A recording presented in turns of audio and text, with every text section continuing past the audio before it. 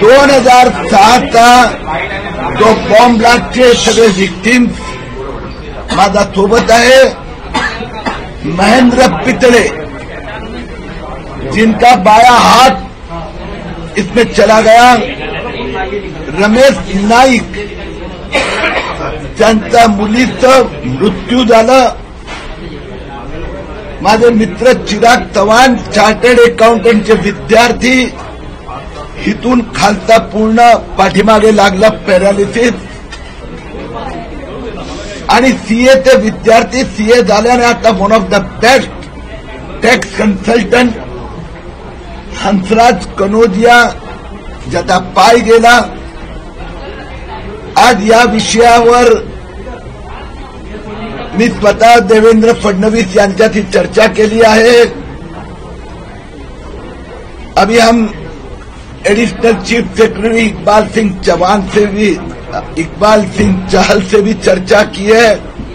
Supreme court में कल ही महाराष्ट्र सरकार की अपील फाइल होने का प्रयास चल रहा है. मैं इन सब विक्टिम्स को कहूंगा वो अपनी बातें रखें.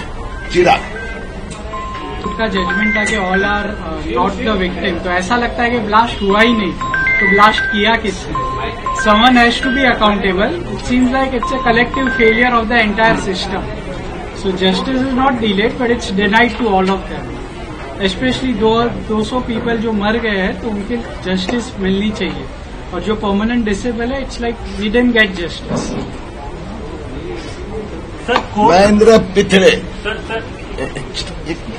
19 साल हो गए. 11 जुलाई 2006 में जो हम लोग को हादसा लगा था बड़ा, और जो आघात हुआ था उससे बड़ा आघात आज जब भी कोर्ट ने निर्णय दिया और आरोपी को बरी कर दिया, वो सबसे बड़ा आघात हुआ है. और हम लोग चाहते हैं कि जल्द से जल्द सही आरोपी को फांसी की शिक्षा होनी चाहिए. अगर ये आरोपी सही नहीं है तो सही आरोपी किधर गए, उनको कौन ढूंढेगा? पुलिस सरकार क्या कर रही है? हंसराज कनोजिया जिनका 19 साल हो गए और प्रशासन को ये मालूम ही नहीं है कि आरोपी कौन है और दोषी कौन है, निर्दोष कौन है. आज जो फैसला दिए है बहुत दुख हो रहा है. जबकि जितना बम ब्लास्ट हो के मेरा राइट का पैर नहीं गया, उससे ज्यादा आज हो रहा है. हम लोग आस बड़ लगा के बैठे थे कि प्रशासन कुछ करेगी, लेकिन आज उनको बोले कि इनको बरी कर दिए गए, तो बहुत दुख की बात है. और आरोपी को जल्द से जल्द पकड़ के उसको फांसी पे लटकाओ, ये मेरी मांग है. या घटने क्यों हुई और 904 लोग सीरियसली इंजर्ड हुए थे. एवरी ईयर 19 साल से माहिम रेलवे स्टेशन पर जो स्मारक बनाया वह हम सब जाकर स्मरणांजलि देते. अभी 8 दिन पहले 11 जुलाई को रमेश नाईक जिनकी सुपुत्री इसमें चली गई, उन्होंने श्रद्धांजलि देते कहा था हाईकोर्ट जल्दी फैसला सुनाएगा और सब फांसी के तख्त पर लटकेंगे. रमेश नाईक बोल 11 जुलाई इस दिन में बड़ा हादसा हो गया. मराठी में बोलू कि हिंदी में बोलू? 11 जुलाई या दिवशी बॉम्ब ब्लास्ट झाला रेल्वेमध्ये. मध्यमवर्गीय लोक रेल्वेमध्ये प्रवास करतात. माझी मुलगी पण प्रवासामध्ये, म्हणजे ती बोरिवली स्टेशनवर उभी होती घरी परतायला. त्यावेळेला बॉम्ब ब्लास्ट झाला.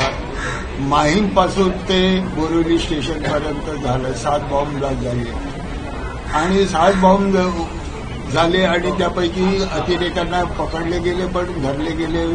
त्यांना जेलमध्ये पण कोंडून बंद केलं. पण या गोष्टीला 19 वर्ष लोटली, संपली. दरवर्षी आम्ही माहीम स्टेशनला श्रद्धांजली करता किरीटभाई आम्ही सगळे जमा एकत्र होऊन श्रद्धांजली करतो आणि या निर्णयाची वाट बघतो की त्या अतिरेक्यांना काहीतरी शिक्षा मिळेल, कधी मिळेल, कधी मिळेल. अशी 19 वर्ष लोटली. 19 वर्षानंतर कोर्टाचा निर्णय असा आला आहे की ते त्यांनी काही केलंच नाही, त्यांना बरी केलं. त्यांना हे ऐकून एवढा मोठा शॉक लागला की हे असं घडलं कसं, म्हणजे बॉम्ब ब्लास्ट काही कोणी केले का, ते आत्मघाती जे प्रवासी रेल्वेमध्ये होते त्यांनी स्वतःनी आपल्याला मरून घेतलं, बॉम्ब ब्लास्ट करून घेतला की काय केलं. पण आता मला सांगा, न्यायाधीशवर किंवा न्यायपालिका, न्यायव्यवस्था, कानून व्यवस्था, सरकारवर कोणावर विश्वास ठेवायचा की असं घडलं आणि हा निर्णय आजचा ऐकून म्हणजे पायाखालची जमीन सरकली. मी म्हणतो की इतकी वर्ष, 19 वर्ष वाट पाहून अजून आतापर्यंत इतके काय माझ्याकडे शब्द सुचत नाही. एवढं मला अति सहन होत नाही की काय सांगावं आणि काय बोलावं. पण मी म्हणतो की न्यायालयाने याची खबरदारी घ्यायची आणि त्याला लवकरात लवकर फाशी द्यायची. आणि हा मोठा आता ह्या कोर्टाचा निर्णय जो आता आम्ही सांगत आहोत तो आहे, पण वरच्या कोर्टाला, हायकोर्टाला, सुप्रीम कोर्टाला सुद्धा जाण्याची आम्ही क्षमता ठेवतो आणि त्या लोकांना फाशी झाली पाहिजे.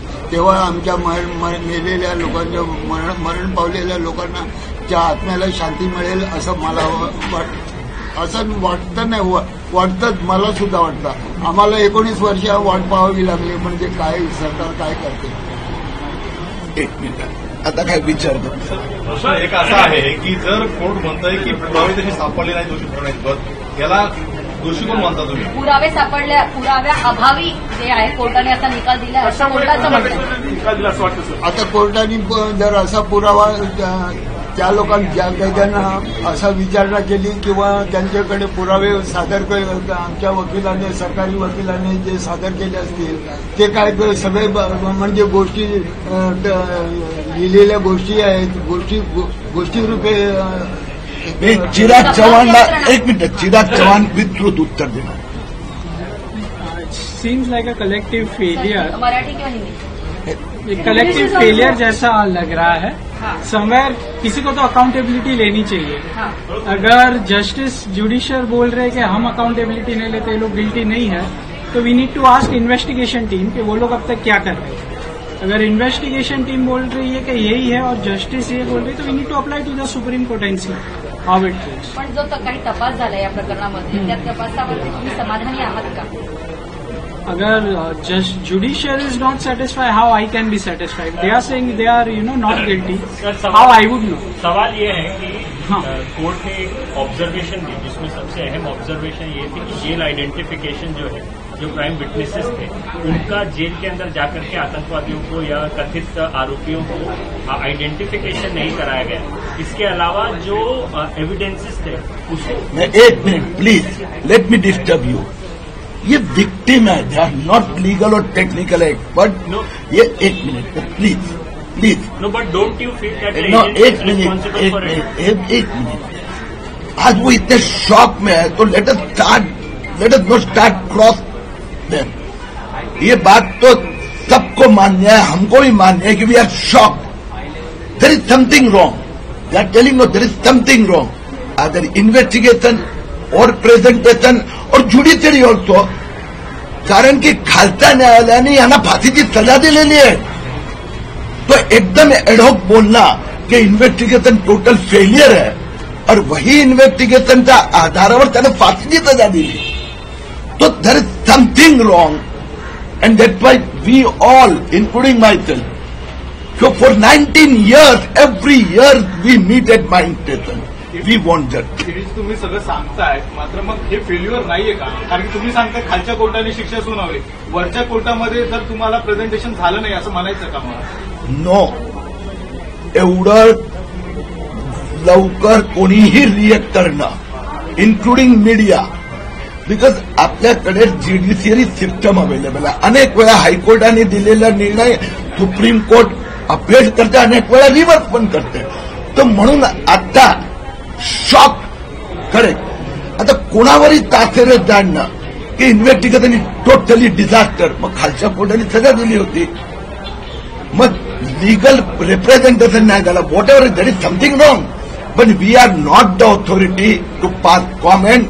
सुप्रीम कोर्टात टॉपमॅन लिगल एक्सपर्टची मदत घ्यावी, गरज पडली तर विक्टीमतर्फे पण आम्ही उभे राहू, एवढंच आता. तुम्ही सगळं सांगितलं. 6 महिने निकाल राखून ठेवला होता. 6 महिन्यामध्ये सगळं चेक केलं, त्याच्यानंतर हा खरंच निकाल दिला. त्यामुळे असं वाटतंय का की कुठेतरी एजन्सी कमी पडल्या? आता मी पुन्हा एकदा सांगतो, त्याच एजन्सीवाल्या आज आम्हाला सांगतायत की आम्ही खाली जिंकलो होतो. जिंकलो आणि हरणं हा मुद्दा नाहीये, पण आमचे जे प्रेझेंटेशन अपेड केले होते आणि म्हणून मला याला कुठलाही विषय बनवायचा नाहीये. 2006, 2008 तर 2006 पासून जे investigation presentation, there is something wrong, हे everybody know this, but something आज कंक्लूड करणं. आपकी देवेंद्र जी से क्या बातचीत हुई, क्या इस संदर्भ में आपने गुहार लगाई है, सरकार किस प्रकार से इस केस को आगे लेके जाएगी? देवेंद्र जी से मैंने कहा कि I am shocked. 19 years we were fighting for this, so there is something wrong. Something wrong. I say on record there is something wrong.